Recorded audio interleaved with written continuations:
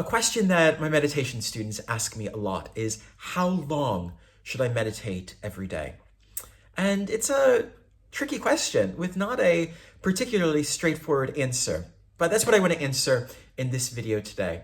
I'm Dr. Alan Johnson, and on this channel I talk about the mind, well-being, productivity, and change for thinkers, makers, and everyone in between. When we ask the question, how long should I meditate every day? We probably need to begin by thinking about what are we really getting at with that question.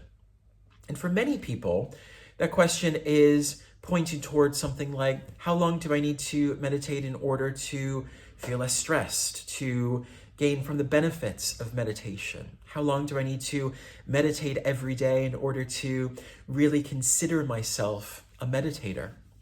And these types of implications behind the question might lead us a little bit toward an instrumentalist view of meditation, in that if we do this certain thing, we will achieve this certain outcome. And we know that meditation doesn't really work that way. That meditation isn't exactly a process of input Y leads to output X. Instead, meditation is a process and a practice. But it's a process and a practice that humans have been working on for thousands and thousands of years. So we do have some guidelines, some pointers to help us understand, particularly when we're developing our meditation practice, just how long we should meditate every day to carry on with that practice. The majority of scientific studies of mindfulness use 20 minutes a day as a benchmark for evaluating the changes and developments in the individual participants. But I think that most importantly is the role of consistency over duration. So when we're thinking about how long should we meditate every day, we should first of all be thinking about how regularly are we meditating every week. If we are meditating for 30 minutes on Sunday, we will not be experiencing the same types of benefits or experience the same development in our practice as if we meditate 5 minutes every day of the week. So consistency is always more valuable than duration. But we do, of course, need to balance this role of duration because it takes up a tangible part of our day. And for so many of us, it can be difficult to find those 5 minutes, those 10 minutes, those 20 minutes to sit down with our eyes closed and meditate. So let's break down the duration a little bit more. For beginners, I think that starting small here is the trick. 5 to 10 minutes a day for beginners tends to help cultivate a rich, sustainable, and yet increasingly nuanced practice. For intermediate meditators, this might move on to 15 to 20 minutes a day. And for advanced meditators, it isn't necessarily about meditating for 30 minutes or an hour. For advanced meditators, many meditation teachers, including myself, actually begin to recommend 2 separate periods, usually of 20 minutes a day. And that's the practice that I undertake now, 20 minutes in the morning and 20 minutes in the evening. But as I've already said, quality over quantity is what matters. So if you were to sit down for 20 minutes, but not having built up and cultivated the internal practice to maintain a sense of present awareness throughout, it's not going to be as nurturing or as fulfilling to you as if you're able to maintain or to work toward maintaining that sense of present moment awareness for 5 minutes. So this is why when I teach meditation, I usually turn to what I refer to as the couch to 5K method, because it comes from a popular running program that maybe some of you have undertaken before. So the couch to 5K running program helps people who are not runners build up to running a 5K. So if you've never run before, your physical body is not going to be able to run for 5 kilometers straight away. And there's lots of things that go into that limitation. It is about strength. It is about endurance. It is about lung capacity, but it is also a psychological and an emotional block initially. The belief that you're not able to run 5K and the emotions that come with the challenge of running 5K. So a Couch to 5K program doesn't start you off running 5K. You run for 30 seconds, and then you walk for a minute, and then you run for 30 seconds.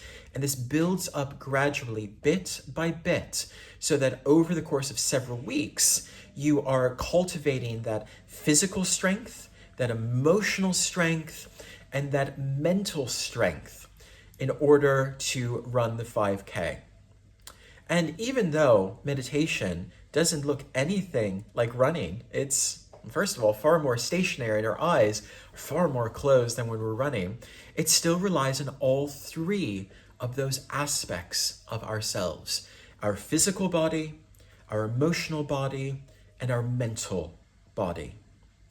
And those are going to be the hindrances or challenges that we'll have to overcome as we develop our own meditation practice. The discomfort in our physical body, the tribulations that arise in our emotional body, and that constant steady flow of thoughts that run through our mental self. So when I'm teaching meditation, I like to rely on the Couch to 5K gradual building up approach.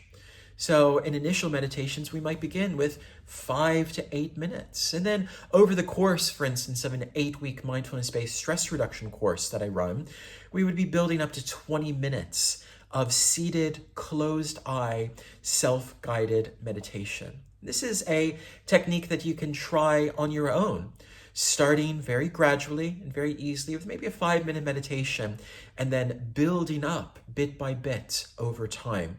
Because, and I will say this again, what is important is consistency. What is important is practice. Showing up day after day is what is going to develop and hone your personal meditation practice. And while you're doing that, while you're building your meditation practice, you will have to be adjusting to personal needs. There will be some days where fundamentally you don't have the time that you would like to meditate. There will be some days where you're feeling really, really unwell and are unable to get out of bed. So we can adjust our meditation practice to these things that arise because we're human. But we must also be very cautious of when we are throwing up our own blocks and walls. If we say, I'm too busy today to meditate, I just don't have the time, do we literally not have 5 minutes in our schedule to meditate? Or is this a block that we have created for ourselves? If we are in bed with a cold, are we physically incapable of meditating for 5 or 10 minutes? Or is this a block that we are created for ourselves, a story that we have told to excuse us from having to do something? So building a meditation practice is about consistency, but it's also about elasticity, about recognizing that our circumstances change from day to day, and that we need to evolve and shift as our lives change, but also being very, very cautious of when we are simply creating blocks for ourselves. There will be some days when you do only have time for 5 minutes. Those days certainly arise. So I want to close just by giving you a few ideas for what you can do in those days when you maybe only have 3 or 4 minutes. A really, really great short meditation practice is simply counting the breath. So using what's sometimes called box breathing, breathing in for 4, holding for 4, out for 4, holding for 4, in for 4, hold for 4. Doing that for a few cycles will fill a couple of minutes and is a great way to bring a sense of inward calm, even on your busiest of days. Another possibility for the times when you just simply don't have more than 5 minutes to meditate is repeating a simple mantra or affirmation. There might be a mantra affirmation that you regularly use, and if not, you can just use a very simple one. As I breathe in, I breathe in. As I breathe out, I breathe out. Repeating that over and over for several minutes, 2 or 3 minutes. That's something that you can fit into your schedule, even on the busiest days, even when you're in bed sick and you can't get out of bed to go sit down to meditate. Because the question isn't really about how long should I meditate every day. The question is really about how can I meditate every day? And that's something that will grow and change and evolve for you as you continue to deepen into your meditation practice. If you haven't already, please do like and share this video with the other meditators in your life. There's friends from your yoga studio, or there's friends at work who speak about meditation, or maybe even more valuably, those people in your life who you think might benefit from the meditation experiences that you've already been benefiting from.